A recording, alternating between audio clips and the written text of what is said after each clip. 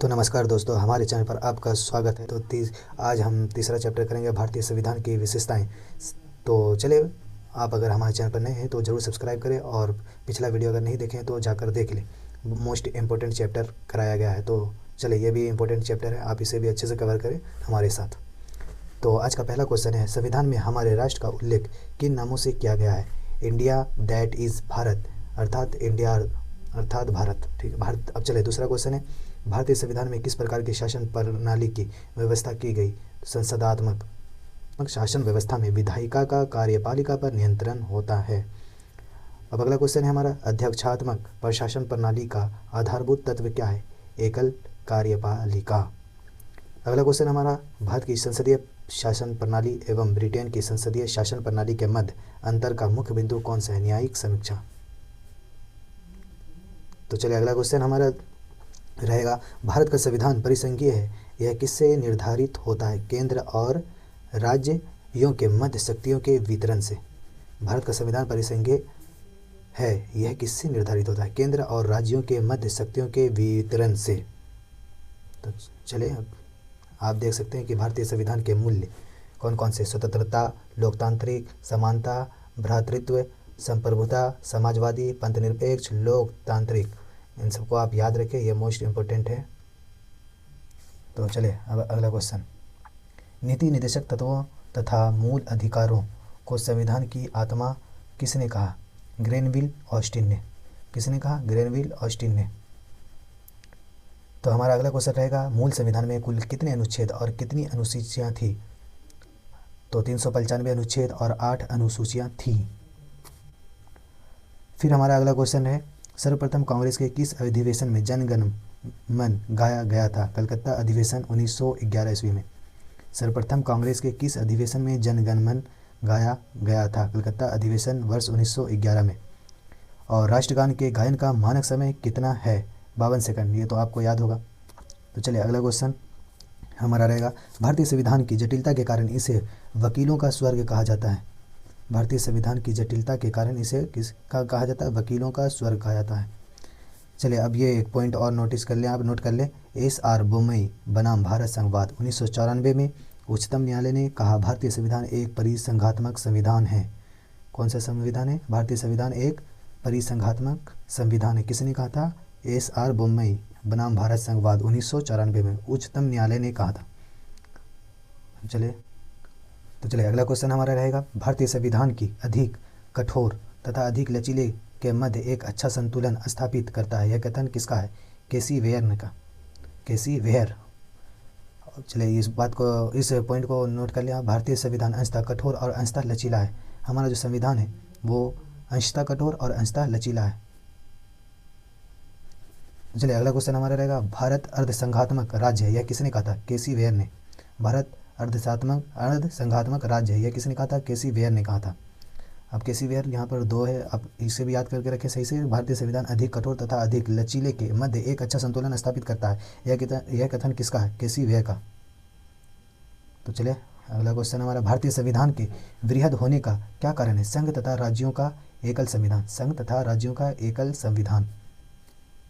तो चलिए, अगला क्वेश्चन रहेगा, अपनी राष्ट्रवादी प्रतिक्रिया में भारतीय संविधान के निर्माताओं ने अल्पसंख्यकों के हितों तथा भावनाओं के महत्व को कम करके आंका है, यह कथन किसका है?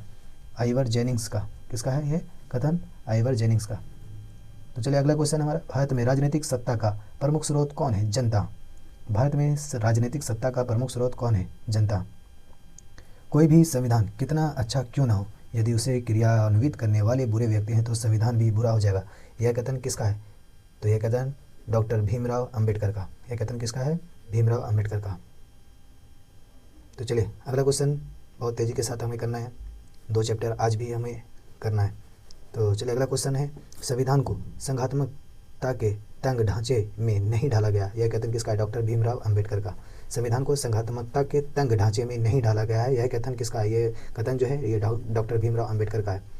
भारत की स्वतंत्रता के बाद भारतीय राष्ट्रीय कांग्रेस को एक राजनीतिक दल के रूप में भंग कर दिया जाना चाहिए, यह सुझाव किसने दिया था? महात्मा गांधी ने दिया था। भारत की स्वतंत्रता के बाद भारतीय राष्ट्रीय कांग्रेस को एक राजनीतिक दल के रूप में भंग कर दिया जाना चाहिए, यह सुझाव किसने दिया था? महात्मा गांधी ने दिया था। तो चले, अगला क्वेश्चन रहेगा, भारतीय संघवाद को सहकारी संघवाद किसने कहा? ग्रेनविल ऑस्टिन ने कहा। भारतीय संघवाद को सहकारी संघवाद किसने कहा? ग्रेनविल ऑस्टिन ने कहा। भारतीय संघवाद को सहकारी संघवाद किसने कहा? ग्रेनविल ऑस्टिन ने कहा। आप इसे याद रखें। तो चलिए अगला क्वेश्चन रहेगा, अध्यक्षात्मक शासन प्रणाली में कार्यपालिका की समस्त शक्तियां किसमें निहित होती हैं? राष्ट्रपति में। अध्यक्षात्मक शासन प्रणाली में कार्यपालिका की समस्त शक्तियां किसमें निहित होती है? राष्ट्रपति में। और एक इम्पोर्टेंट पॉइंट है यहाँ पर, मौलाना अबुल कलाम आज़ाद ने संविधान सभा में वयस्क मताधिकार को 15 वर्ष के लिए स्थगित करने की बात की थी। मौलाना अबुल कलाम आज़ाद ने संविधान सभा में वयस्क मताधिकार को 15 वर्ष के लिए स्थगित करने की बात कही थी। तो चलिए अगला क्वेश्चन, भारत का राष्ट्रीय पशु कौन सा है? बाघ। भारत का राष्ट्रीय पशु कौन सा है? बाघ है। भारत का राष्ट्रीय पुष्प कमल। भारत का राष्ट्रीय पक्षी मोर। भारत के राष्ट्रीय ध्वज के चक्र में कितनी तीलियां होती हैं? 24। ये तो आपको मालूम ही होगा। तो चलिए अगला क्वेश्चन, अगला चैप्टर में आते हैं हम। इस चैप्टर का नाम है 7वीं अनुसूची के प्रमुख विषय, इंपॉर्टेंट सब्जेक्ट ऑफ 7 शेड्यूल। तो इसका चलिए अब इसका पहला क्वेश्चन, भारतीय संविधान के अंतर्गत सिविल प्रक्रिया संहिता किस सूची का विषय है? समवर्ती सूची का। भारतीय संविधान के अंतर्गत सिविल प्रक्रिया संहिता किस सूची का विषय है? समवर्ती सूची का। एक और पॉइंट है, जनसंख्या नियंत्रण और परिवार नियोजन तथा आपराधिक मामले भारतीय संविधान की समवर्ती सूची में सम्मिलित है। जनसंख्या नियंत्रण और परिवार नियोजन तथा आपराधिक मामले भारतीय संविधान की समवर्ती सूची में सम्मिलित है। शिक्षा किस सूची का विषय है? शिक्षा समवर्ती सूची का विषय है।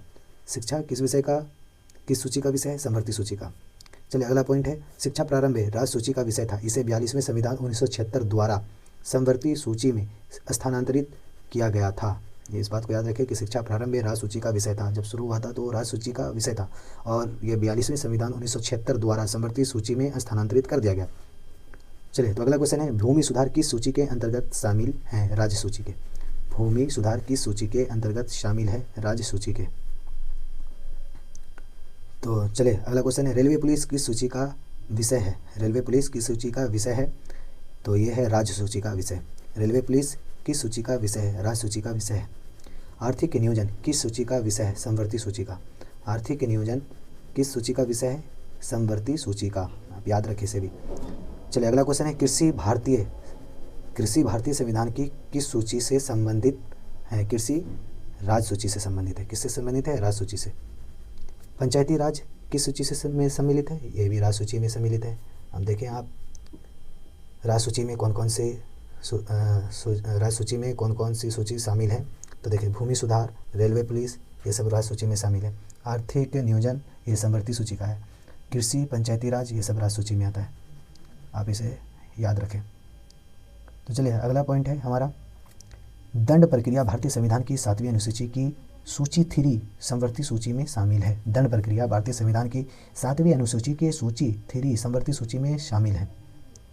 तो चलिए अगला क्वेश्चन हमारा रहेगा कि विवाह विच्छेद और गोद लेना आदि संविधान की 7वीं अनुसूची में किसके अंतर्गत सम्मिलित किए गए हैं? सूची 3 समवर्ती सूची में शामिल किए गए।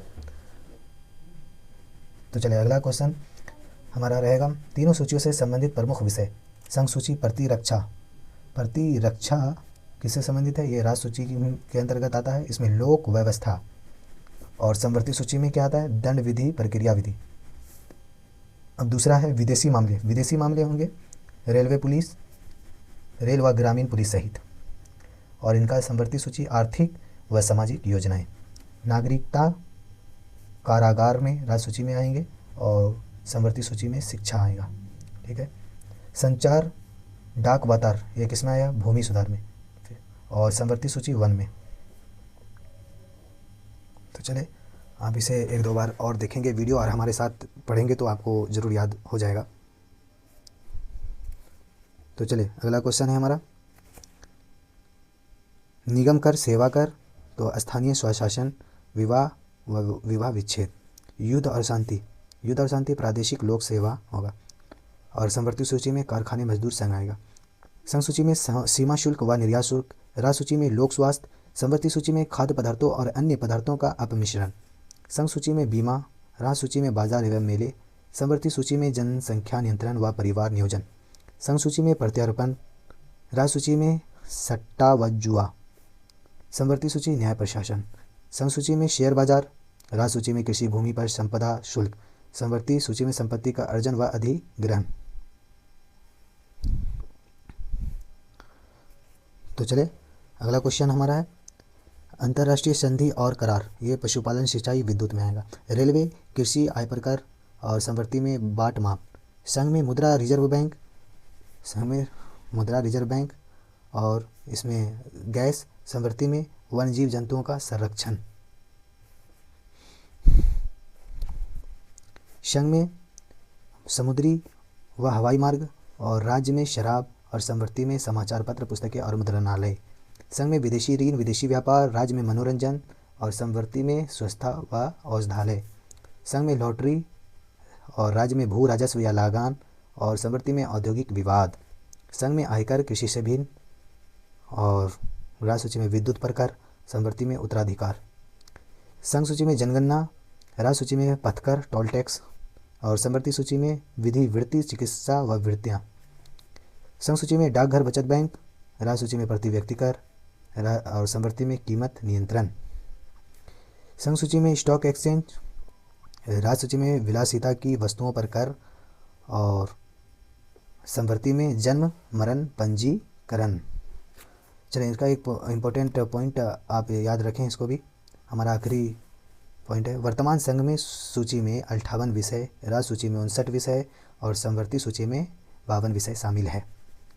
तो चलिए वीडियो अब यहीं पर ख़त्म करते हैं, फिर हम अगले दिन क्लास 3 में चैप्टर 5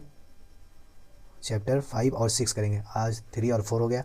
इसी तरीके से हमें 60 डे में पूरा NCERT कवर कर लेनी है। आप भी साथ में हमारी तैयारी करें और पिछला वीडियो नहीं देखे हैं, इसका क्लास फर्स्ट नहीं देखे हैं तो जाकर देख लें, प्ले लिस्ट में दिया होगा। और ये हमारा नया चैनल है, सपोर्ट करें। इसी तरीके से हम और भी इससे बेहतर तरीके से तैयारी करेंगे। तो चलिए हम लोग साथ में तैयारी करेंगे और सक्सेस हो जाएंगे, यही कामना रहेगी। तो चलिए मिलते हैं अगली वीडियो में। जय हिंद, जय भारत।